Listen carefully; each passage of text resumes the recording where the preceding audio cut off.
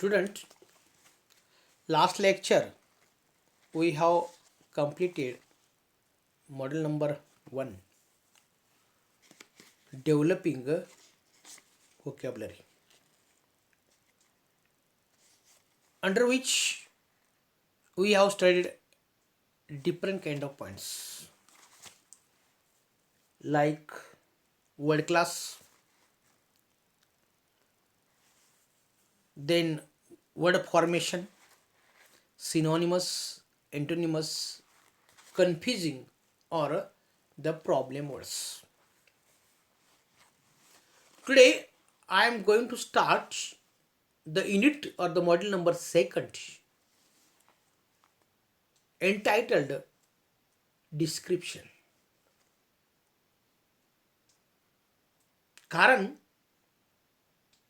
this unit is related to the first unit.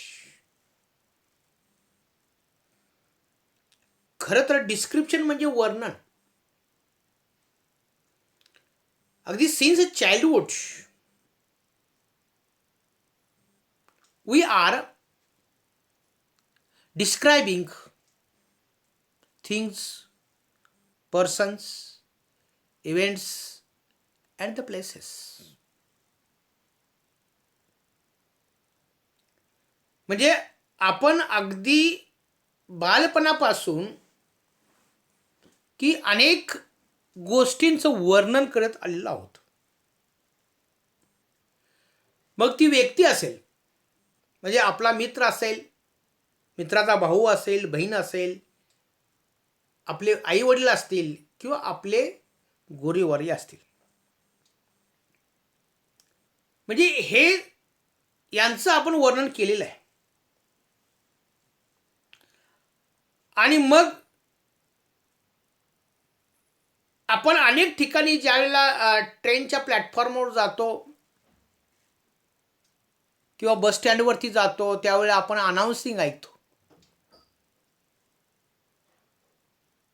की या नंबरची बस या रंगातली ह्या गावी जाणारी बस या ठिकाणी लागलेली आहे. आणि मग आपण ते वर्णन त्या गाडीचं ऐकल्यानंतर आपण चटकन जातो आणि तिथं बसत असतो.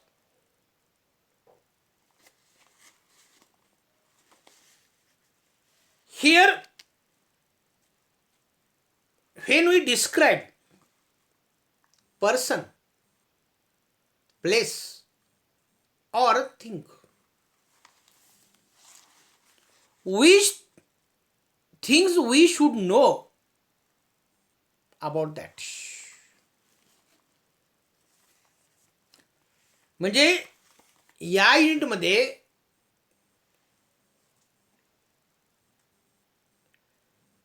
एखादी व्यक्ती, एखादं स्थान किंवा एखादी वस्तू यांचं वर्णन कसं करायचं हे आपण समजून घेणार आहोत.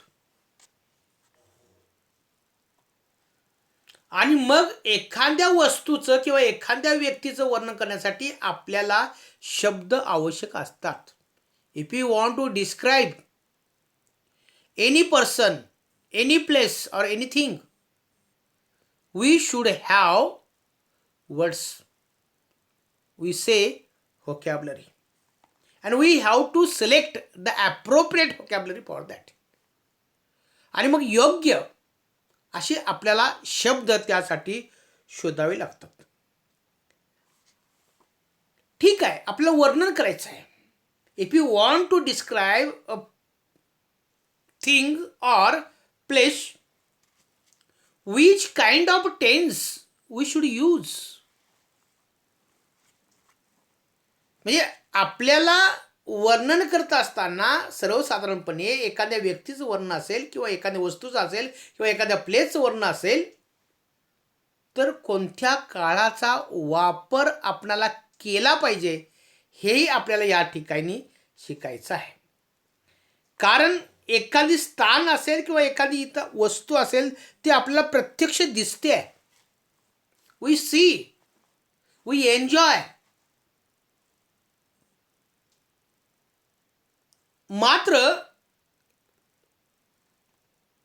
ज्या वेळेला आपल्याला ती एखादी गोष्ट आपण आठवतो, काल पाहिलेली आहे, म्हणजे मात्र त्याचं वर्णन भूतकाळातला एखादा ज्यावेळेला आपण अनुभव म्हणून करत असतो तेव्हा भूतकाळाचा वापर करत असतो.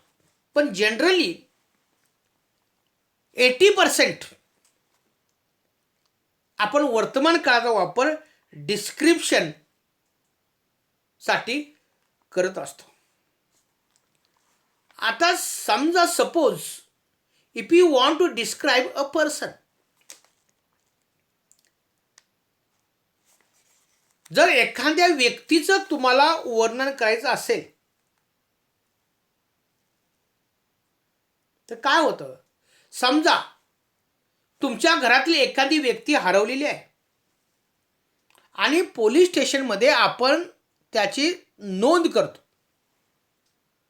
तर त्या ठिकाणी गेल्यानंतर आपणाला विचारलं जातं की त्याचं थोडंसं वर्णन सांगा. म्हणजे एखादी व्यक्ती हरवलेली आहे आणि हरवलेल्या व्यक्ती शोधण्यासाठी आपल्याला त्याचं वर्णन जे आहे हे वर्णन सांगावं लागतं. कारण छायाचित्र तर त्याचं उपलब्ध नसेल, फोटो उपलब्ध नसेल, तर आपल्याला वर्णनच केलं पाहिजे. Then how to describe that a particular person. आणि मग की अशा व्यक्तीचं वर्णन कसं करायचं, किंवा फोटोज नसेल तर वर्णन केल्याशिवाय आपल्याकडे पर्याय नसतो. Now I am going to discuss when you want to describe any person, you should know some things. काही गोष्टी आपल्याला लक्षात ठेवल्याच पाहिजेत. कोणती आहे? वर्णन करताना ती व्यक्ती जी आहे ही स्त्री आहे, पुरुष आहे, का बालक आहे, का वृद्ध आहे, ही गोष्ट आपल्याला एक लक्षात ठेवली पाहिजे. You should know. Are you describing child? Are you describing old man? Are you describing man or woman? Who is he? Who is she? हे लागेल. म्हणजे व्यक्तीचं वर्णन करत असताना यू शुड नो दॅट. आता मग पुन्हा तो किंवा ती तरुण आहे का, वृद्ध आहे का, मध्यमवयीन आहे का, लहान मूल आहे का, अर्भक आहे.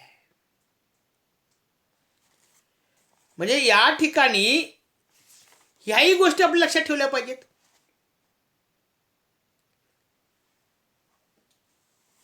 तिसरी गोष्ट जी आहे, या व्यक्तीचा चेहरा कसा आहे, डोळे, नाक, कान, केस, वर्ण, बांधा म्हणतो आपण, याचं वर्णन करण्यासाठी आपणाला वेगवेगळ्या प्रकारच्या विशेषणाची म्हणजे ॲडजेक्टिव्हचा वापर आपल्याला या ठिकाणी करावा लागणार आहे.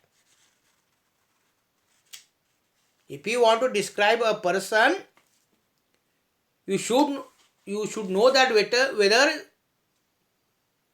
he is a boy, child or man. She is a girl, woman or old woman. And then you should know about the other aspects. म्हणजे आपण त्याला त्या व्यक्तीचं काय आपल्याला माहित पाहिजे, फिजिकल जेस्चर माहित पाहिजे,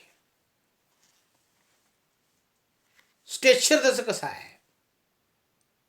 I will give the also in next lecture. I will give the points which would be useful to describe the particular man or the woman. Because in the examination a photo will be given and there would be question, write a description of the particular person in 7 or 8 lines. काय करणार आपण त्यावेळेला, म्हणजे for example we are going to we describe a girl whose name is Radha or a Latha. Only I am going to give the example about that.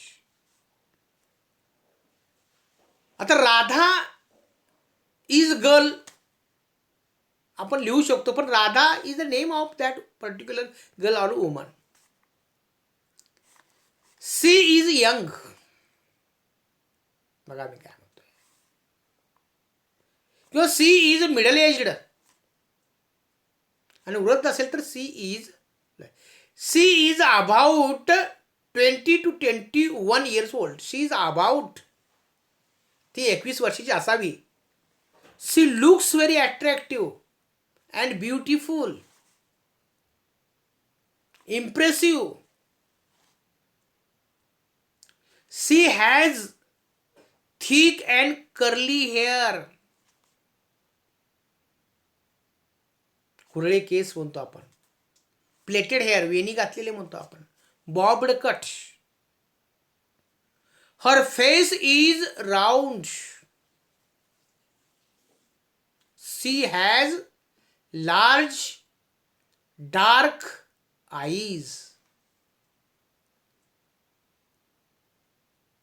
म्हणजे वर्तमान काळाचा वापर कसा केला जातो, टू बीच्या रूपांचा वापर कसा केला जातो, हॅवचा वापर कसा केला जातो, एम इज आरचा वापर कसा केला जातो, इथे हे फार महत्वाचं आहे. सी हॅज स्ट्रेट नोज, अपटर्नड म्हणतो आपण. पॅरट पीक म्हणतो, पोपट्या चोचीसारखं म्हणतो आपण. सी हॅज पॉइंटेड चीन, हनवटी म्हणतो आपण. म्हणजे या ठिकाणी सी हॅज लॉंग नेक और ही हॅज लॉंग नेक. म्हणजे आपण ही आणि सी प्रनाउन वापरतो. पुरुष असेल तर ही वापरतो, प्रनाउनचा वापर आपल्याला माहित आहे. आणि स्त्री असेल तर सीचा वापर आपण करतो. म्हणजे वर्णन करत असताना की या ठिकाणी ॲडजेक्टिव्ह या शब्दांचा वापर केलेला आहे, विशेषणांचा वापर केलेला आहे. आणि म्हणून if you want to describe you should have the vocabulary. For example, I am going to describe a man or woman. See here, suppose there is a picture of a woman. We see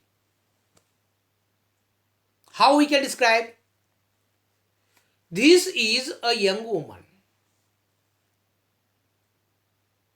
She has a round face, गोलाकार चेहरा. Her hair is thick, black, long and parted in the middle. म्हणजे मध्यभाग, भांग पाडलेला आपण म्हणतो. Parted in the middle. She has a long nose. She has आहे. Her lips are very thin and she has short chin. Her face is wrinkled, ऋतुक्यापडणे आपण म्हणतो म्हातारे असेल तर. And there are dimples on her cheeks म्हणतो आपण, खळ्या पडण्यामध्ये तरुण. तिच्या चेहऱ्यावरती काय आहेत, खळ्या आहेत. Her eyes are big but eyebrows are very thin. Eyeball म्हणजे काय, आयब्रोज म्हणजे काय, स्लॅन्टिंग आईज म्हणजे काय, हॅझल म्हणजे आईज म्हणजे काय. Yes, I will give the words and its meaning also. And she must be around 25 years old. She must be around म्हणजे 25 वर्षाची असावी. She is about 25 years old. And she looks very happy. आणि ती आनंदी दिसते आहे, लक्षात ठेवा. म्हणजे या ठिकाणी सांगण्याचं तात्पर्य असं आहे की एखाद्याचं वर्णन करत असताना देर इज चा वापर करतो आपण. म्हणजे there are dimples on her cheeks. There is a scar. Scar म्हणजे आपण त्याला वर्ण म्हणतो. On his or her forehead. She has. Her lips are. Her hair is. See, this is a young man with oval face. He has put on white shirt. She has put on a blue sari. He looks handsome. She looks beautiful. If there is old man, the old man has white hair. म्हणजे या कोणत्याही प्रकारच्या व्यक्तीचं वर्णन करत असताना आपल्याकडे शब्द समूह म्हणतो आहे. तो शब्द समूह आपल्याकडे असलाच पाहिजे, लक्षात घ्या.